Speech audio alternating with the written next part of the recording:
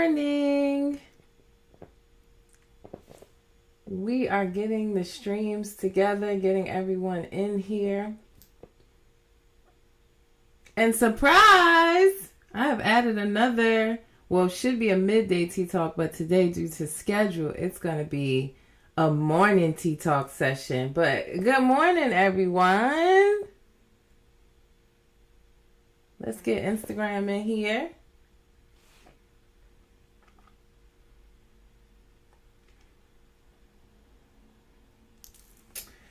But yes, honey, we are streaming live right now across Instagram, YouTube, and Facebook.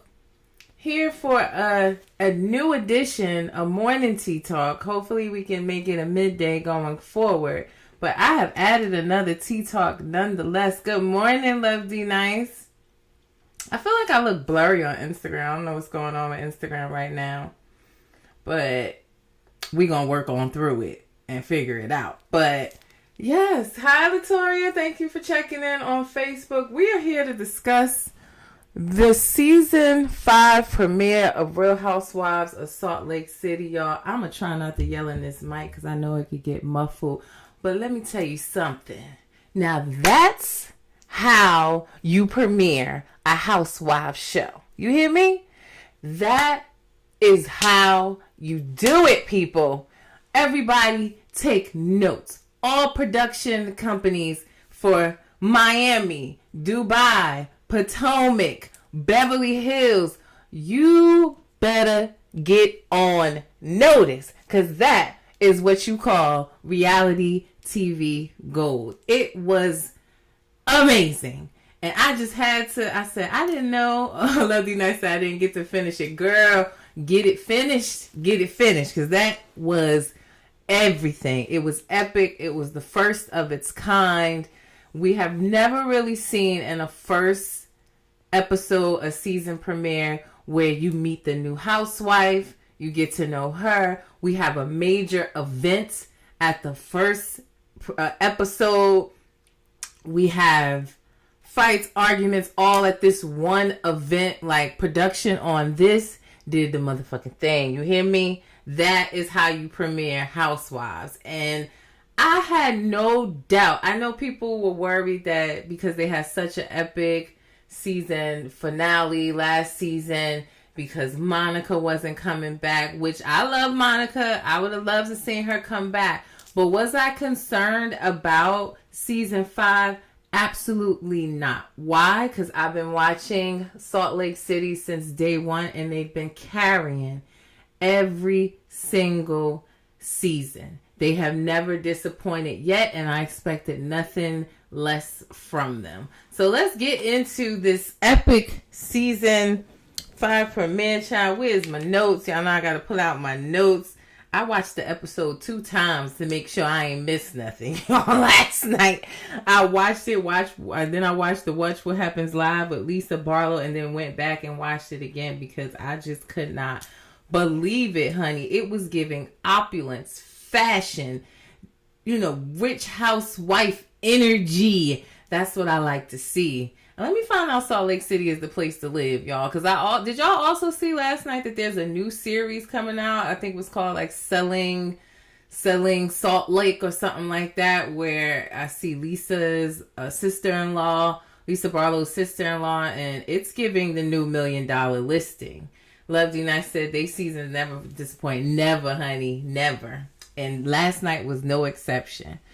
We started off at Lisa's Bezos party, which is basically a Valentine's Day party that she's throwing for all her neighborhood lady friends, all her, friends of the cast. And she let us know off the bat she invited Whitney, but she ain't really feeling Whitney. Whitney got on a podcast called Vial Files. I don't know if you guys listen to that podcast. I do. Just because I aspire to be that big one day where all of the reality stars come straight off the season to my podcast. I don't feel like he watches the shows as in depth as, us actual reality TV content creators do. But yeah, Whitney did an interview on the Vial Files, and she called Lisa a villain, and Lisa wasn't feeling that. Love D Nice said, yes, Salt Lake City real estate. I said, okay, now, yeah, because I stopped watching $1 Million Listing, Love D Nice. Like, I used to watch it. I really wasn't, I mean, I used to watch LA, but New York was my favorite. And I fell off of watching it.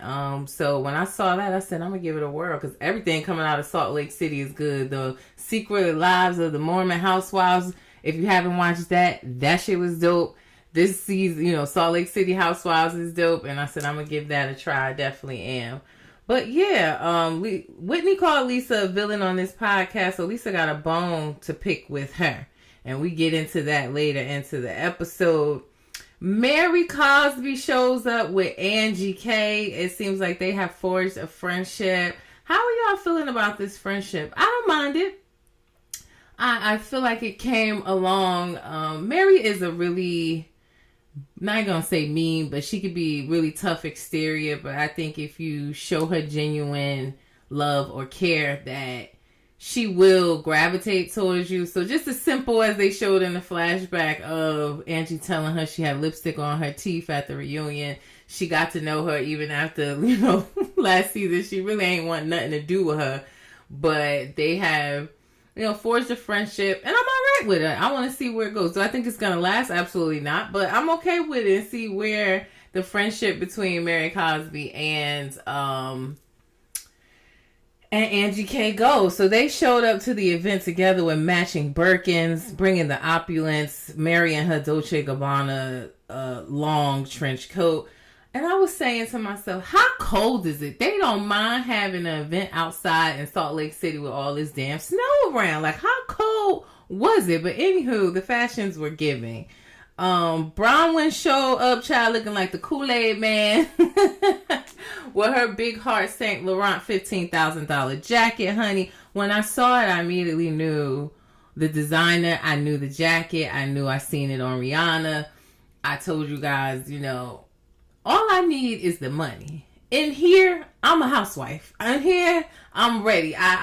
The theme parties, the fashions, I have it all up here. All I need is the money. But I definitely knew the coat exactly when she walked in. I said, okay. And I had seen some glimpses of her in the previews. And I said, she's going to be one to watch with the fashion. So Bronwyn came in. Love D. Ness said, I like Mary having a friend. I think they mesh perfectly. They both a little special. Yeah, I think Mary's gonna have, do I think it's gonna last? I'm not sure between Angie K and Mary, but also Mary and Bronwyn. I think fashion wise, they have something to kind of gravitate them to each other and have something in common. But yeah, Bronwyn walked in with her Saint Laurent $15,000 heart jacket, and I was living for it. We learned a little bit about Bronwyn last night. She didn't get into too much about what she does, but I have some information on her. But she was raised Mormon, married young. There's about a 30-year age difference in her and her husband, which doesn't seem uncommon in the Mormon or Salt Lake City, in their world. That seems very normal, where her husband is about 30 years older than her. She said that he was very successful. She has a daughter. And yeah, she is a fashion content creator. She's at all the fashion shows in Paris, couture, everywhere, and the wardrobe spoke to that, definitely. But to give you some more information about Bronwyn, Bronwyn Newport, that's her last name. She's a successful Broadway producer and fashion influencer with impeccable taste in trend-setting fashion. Outside of her professional endeavors, Bronwyn is a dedicated liberal political activist, leveraging her influence to champion progressive causes and social justice initiatives. She's deeply engaged in philanthropy and actively supports numerous charitable organizations and community initiatives. She's a longtime friend of Lisa Barlow, which we saw them meet that morning when they did the flashback. We saw them meet for breakfast, and Bronwyn makes a splash with the ladies with her outrageous, fabulous, and confrontational style. I'm going to give Bronwyn a chance. I like Bronwyn. I don't know about her wearing board shorts and a Moschino bra. Hi, Alpha Love 333. I don't know about her wearing boy shorts and her little Moschino crop top in 30-degree weather to breakfast, honey. But if that's your fashion of choice, then do your thing. I think she is a no-nonsense girl. She did not come to play with these girls fashion or attitude-wise, shade-wise. I think Bronwyn is going to be one to watch. I'm going to give her a chance until she proves me otherwise. I always do. But I said, okay, Bronwyn, let's see what you got, honey. So she came in, and I'm already addicted to her fashion. So she came in with her coat. That's what we know about Bronwyn so far, about her family and married life. We're definitely going to get to know her because she is an official housewife on the show. We also learned last night Whitney's pretty much at odds with all the ladies. Pretty much. I mean, Lisa got issues with her. Heather has issues with her. Meredith has issues with her. So at this point, they're all kind of waiting to see is she even gonna show up. We also meet Brittany, who is a friend of on the show, Brittany Bateman. I don't know about Brittany. She seems a little kooky. I'm gonna give her a chance too. She is dating Osmond, who I don't know. There's supposed to be some. Y'all listen. It seemed like these Osmonds are a big deal, but I'm gonna be honest with you. I don't know nothing about them. I looked and said, "Who is this man?" Sorry to that man, because I don't know who he is. I have no idea. But Brittany came in and let us know that she's dating somebody from the Osmonds, but that they break up. They only been together like 6 or 9 months, but they done broke up 13 times. So I said, okay. Yeah, she's a little out there. Alpha said it's only 2 sons. I don't know. I have no idea about them, but she's dating somebody from the family. And they break up a lot. And currently she came to the party single.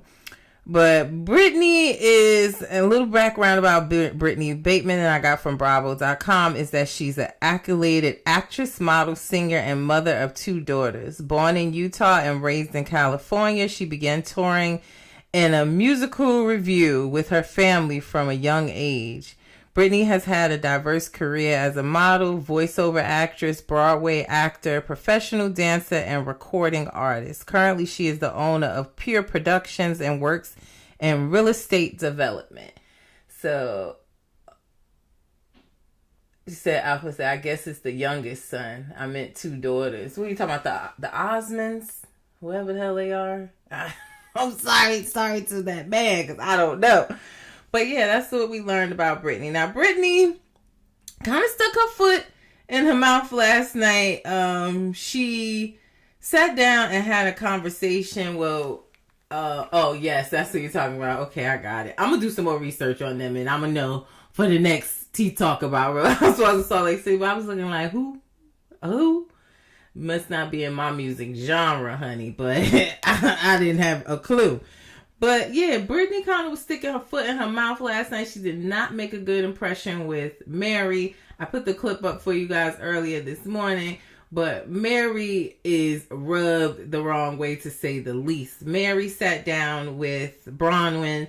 Like I said, they connected from a fashion sense. I think they both have an archive of a closet that I would love to live in.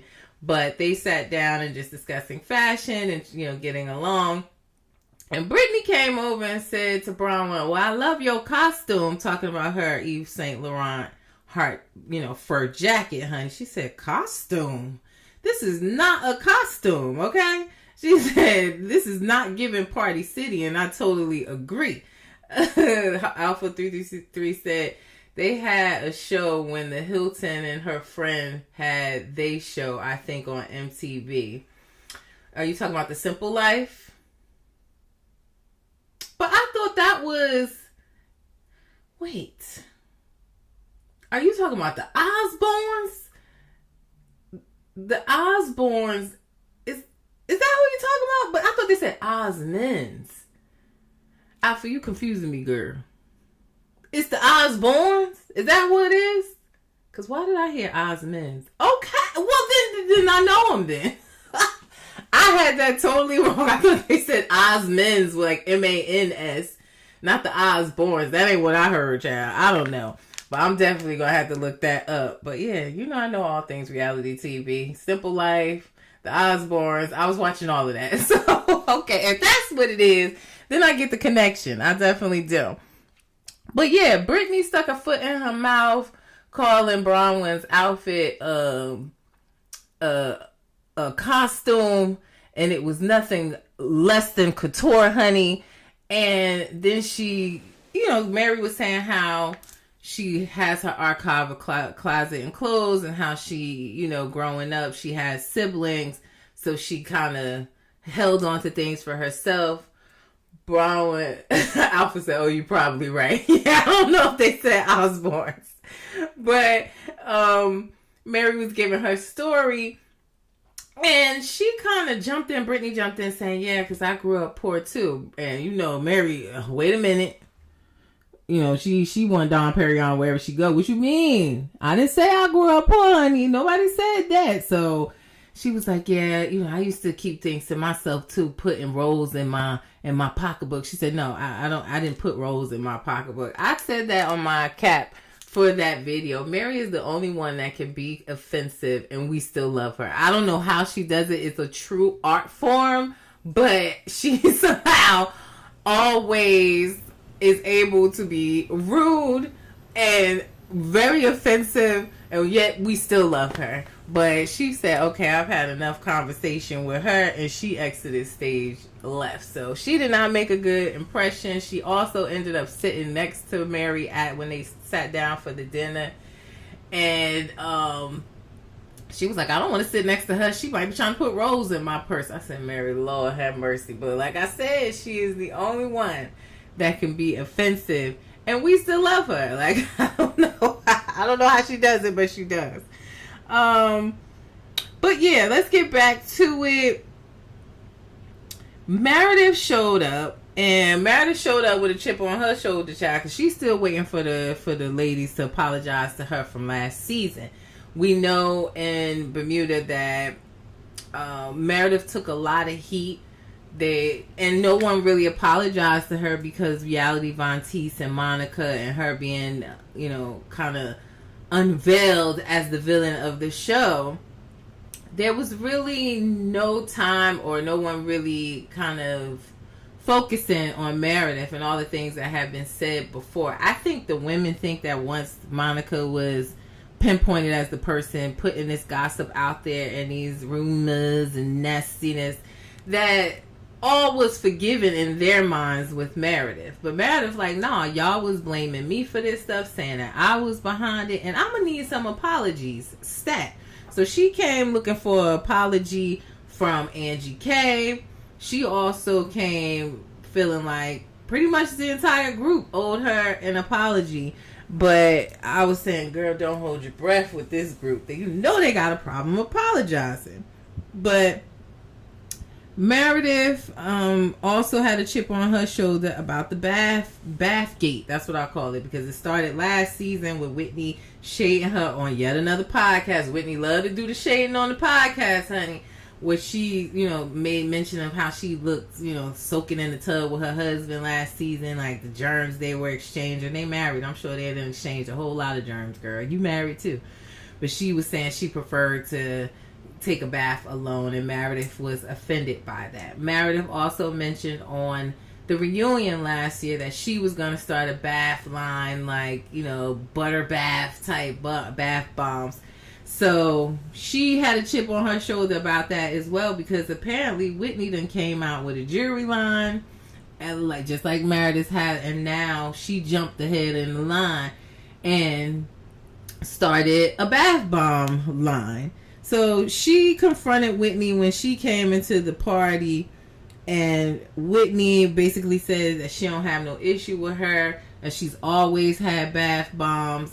That's not something new. And Meredith said, could have fooled me. I ain't know nothing about it. You ain't put that in my store when you put the rest of your skincare line in there. And she said, because I didn't see bath bombs being something that I needed to put in a jewelry store. But Whitney is sticking to she had these already. Now, my personal opinion is that Whitney is capitalizing on her beef with Meredith last season. That's truly my thoughts. I think she's capitalizing on it, and that's why she has these bath bombs. It has nothing to do with skincare or candles or anything else that Whitney had on. She is capitalizing on it, and that's truly how I feel. Let me know what you guys think. And I won't be surprised if next she come out with caviar, just because Meredith has her caviar line as well. But Meredith said that is her thing. Baths is her thing. So that means can't nobody else do it, apparently. But she was more so looking for Whitney to reach out to her, give her a heads up, and Whitney did not do that. Now, Whitney did apologize for not reaching out. She did. I think it went over Meredith's head, the apology, because who steps up on the scene? Angie K. Angie K steps up on the scene, and she says, like, sorry to interrupt, honey, but I need to talk to Meredith. And she said she had already been made aware. It was a lot of flashbacks last night. That's the one thing I was like, I was whiplashing. It was a lot of flashbacks last night, but we saw where Angie K was already aware that Meredith felt like everyone owed her an apology, and she came prepared to get her own apology and whipped out a scroll. Now, I said, listen here, Bravo Andy, I need the scroll displayed at the next BravoCon, because now that's epic reality TV. Just the pure foolishness of it all is what excited me. Like, I love a good prop, honey. And that scroll that they said that she went down to the Dollar Tree and put together herself and wrote it out, I was definitely here for it. Now, she rolled out the scroll in the confessional, and it was blurred out certain sections, maybe because I'm sure she was cursing in it or something like that. So the scroll was blurred out. I have to go to Peacock and see, are they going to air the episode and give an unblurred version? Because Peacock usually, Peacock is the source for the unedited versions of the Housewives episodes and reunions. I am praying that Peacock has the uncensored version of this scroll so I can get the full list off of it. But what I was able to see on the scroll was, suggested that she was involved in organized crime. Business partners would like an apology for the things she said about her businesses, threatening rumors. A whole bunch was on her scroll, honey. But yeah, she went down to the Dollar Tree and put that together, and I was here for it. She gagged the folks with that shit. Lisa said, "Why does Angie have a scroll? 'Cause she crazy." And I love it. And I'm gonna tell you, I really didn't like Angie K when she first started. I started on the show. I felt like she was thirsty to be on the show.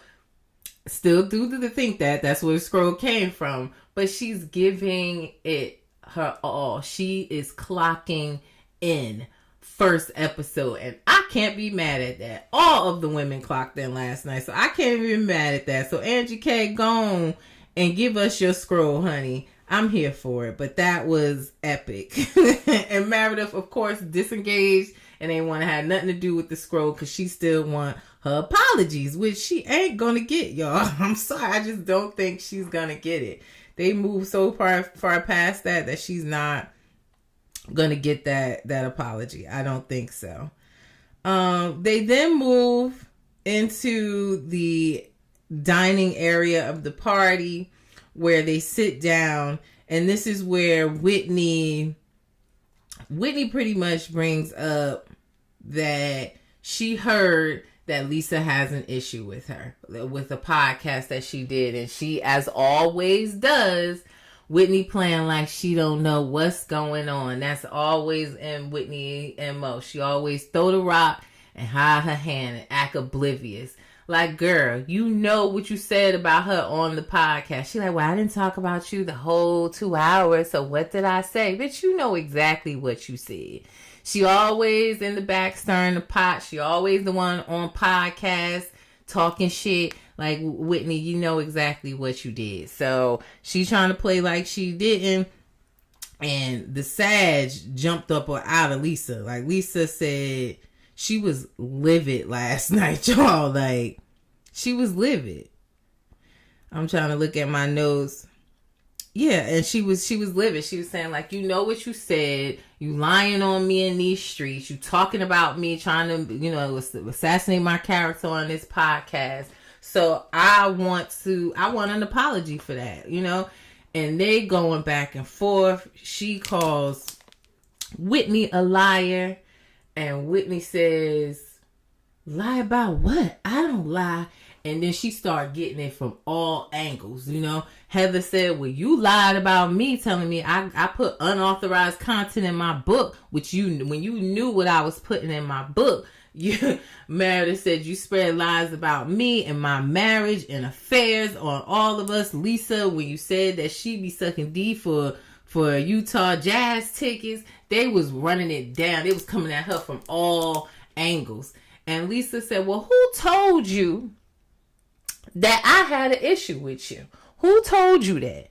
And it gets quiet. She said, because I only talked to Heather and Angie about that. So which one of y'all told?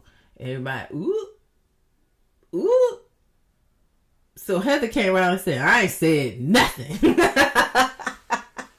Heather said, it wasn't me, honey. I have said no such things, okay?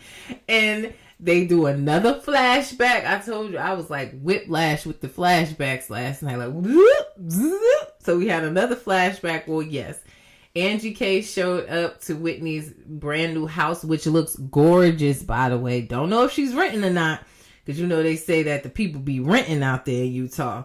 But it was a gorgeous house nonetheless, and she gave Whitney the heads up that Lisa had an issue with her. So Lisa's now upset with Angie. We'll see more of that in the season because she feel like she flip-flopping, and Angie came in as Lisa's friend. So is she switching sides? It seems that way. But she came in and told Whitney, and now Whitney and Angie K is in the hot seat. And Alpha said, yeah. So, yeah. Angie K was like, well, yeah, I told her, but only in good justice. And Lisa says, stay out of it. Mind your business. Stay out of it. Ain't got nothing to do with you. And I told you something in confidence. And I wrote down in my notes, Housewife 101. Nothing you say is in confidence. The people are recording now. They are playing your voice notes, screenshotting your text message. I mean, have you watched any of the Housewives shows, Lisa? Nothing you say is in confidence. No matter how close the friend is, they're going to go back and tell, or they're going to keep some type of receipt. So that was her error. But again, it really wasn't nothing to tell. She ain't talk bad about her. She just said she had an issue with her. And that was something she was going to address anyway, clearly. So Angie running back to give her the heads up, it just made her look like you ain't really on Lisa's side. And we'll figure out this season where Angie K's loyalty lies. They get into how Lisa feels that Whitney needs to be healed, that she's not healed. And Whitney takes that as she's weaponizing her trauma that she's trying to, navigate through and become healed. I didn't necessarily take it that way. She's just saying, you ain't healed yet, sis, because you still starting a whole lot of shit. That's how I took it. But Whitney gonna take that and run with it. And she said, you want to see the healed Whitney, and stuck her middle finger up at Lisa and told her, F you, honey. And Lisa said, and you may leave my party.